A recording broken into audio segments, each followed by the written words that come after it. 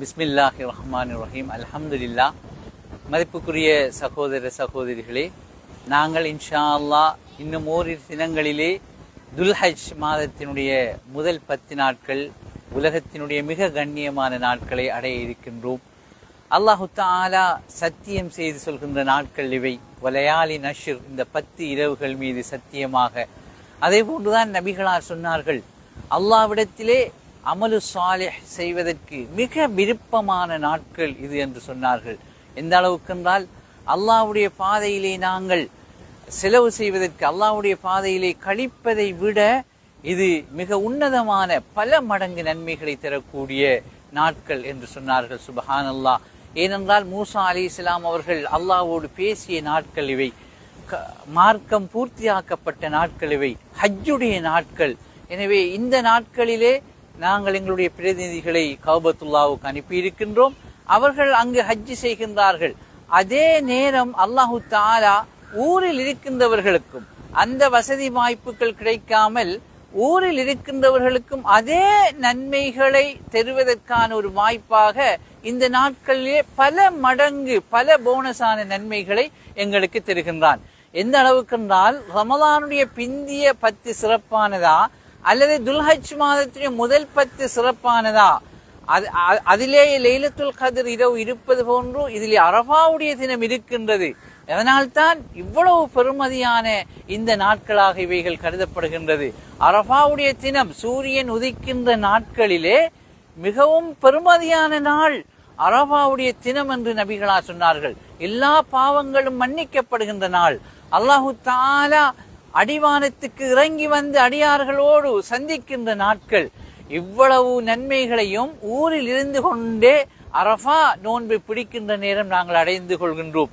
இப்படி எல்லா இபாதத்துக்களும், இமாம் இப்னு ஹஜர் அல் அஸ்கலானி ரஹிமஹுல்லாஹ் அவர்கள் சொல்வார்கள், ஏன் இது இவ்வளவு மகிமை சிறப்பு என்றால், எல்லா இபாதத்துக்களும் ஒன்று சேர்கின்ற நாட்களாக இந்த துல்ஹஜ் மாதத்தினுடைய முதல் 10 நாட்கள் இருக்கின்றது. அன்புக்குரியவர்களே, இது சம்பந்தமாக நாங்கள் ஒரு விழிப்புணர்வை பெற வேண்டும். இந்த சுன்னா மங்கி மறைந்து போகின்ற காலப்பகுதி இது. அதனால்தான் நபிகளார் சொன்னார்கள், இந்த சுன்னாவை நீங்கள் உயிர்ப்பிக்கின்ற போது 100 ஷஹீதுகளுடைய நன்மை உங்களுக்கு கிடைக்கும். சுப்ஹானல்லாஹ். இது இப்பொழுது எங்களிடத்திலே பரவலாக பேசப்படுகின்ற ஒரு விடயமாக இல்லை. எங்களுடைய கிராம மஸ்ஜிதுகளை ஒட்டிய கிராமிய வாழ்வுதான் எங்களுடைய வாழ்வு. எனவே எல்லா மஸ்ஜிதுகளும் இதனை விழிப்புணர்வு செய்ய வேண்டும். மக்களுக்கு மத்தியிலே இந்த செய்தியை கொண்டு செல்ல வேண்டும். இந்த நாட்கள் உயிர்ப்பிக்கப்பட வேண்டும்.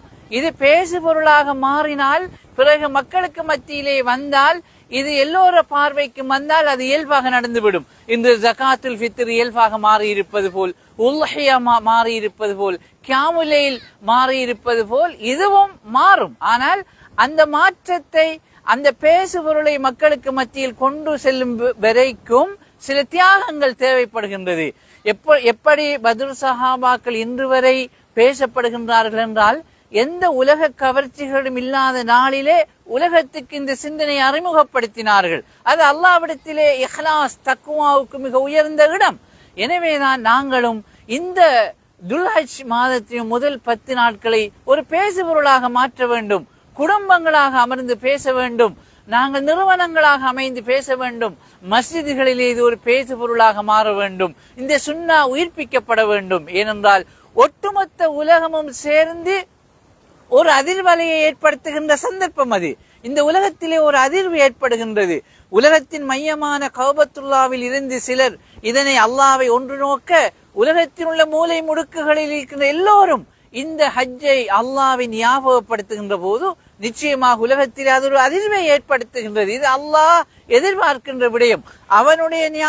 அவனுடைய நாமங்கள் இந்த உலகம் முழுக்க உச்சரிக்கப்படுகின்ற போது உலகத்திலே ஒரு அதிர்வு ஏற்படுகின்றது. அது இந்த உலகத்திலே முஸ்லிம்களுக்கு எதிராக நடக்கின்ற ஒட்டுமொத்த அநியாயங்களுக்கு ஒரு தீர்வாக அமையக்கூடிய ஒரு சந்தர்ப்பமாக இந்த ஹஜ்ஜுடைய முதல் 10 நாட்களிலே நாங்கள் ஒன்று சேர்கின்ற போது, நாங்கள் ஒன்று சேர்ந்த அந்த இபாதத்துக்களை செய்கின்ற போது நிச்சயமாக அவைகள் ஏற்படுத்தும். எனவே உள்ளத்திலே நாங்கள் ஒரு உறுதியான நியத்தை வைத்துக் கொள்வோம். இந்த துல்ஹஜ் மாதம் அதனுடைய முதல் 10 நாட்களை நாங்கள் உயிர்ப்பிப்போம். அதனுடைய நோன்புகளை நாங்கள் பிடிப்போம். அதனுடைய ஐங்கால தொழுகைகள் சுன்னா முஅக்கதா இவைகளை உயிர்ப்பிப்பதனூடாக, அரஃபா நோன்பை பிடிப்பிப்பதனூடாக, சதகா சகாத் இவைகளை செய்வதனூடாக நிச்சயமாக மிகப்பெரிய ஒரு மாற்றத்தை நாங்கள் ஏற்படுத்தலாம், மிகப்பெரும் ஒரு பலனை ஏற்படுத்தலாம்.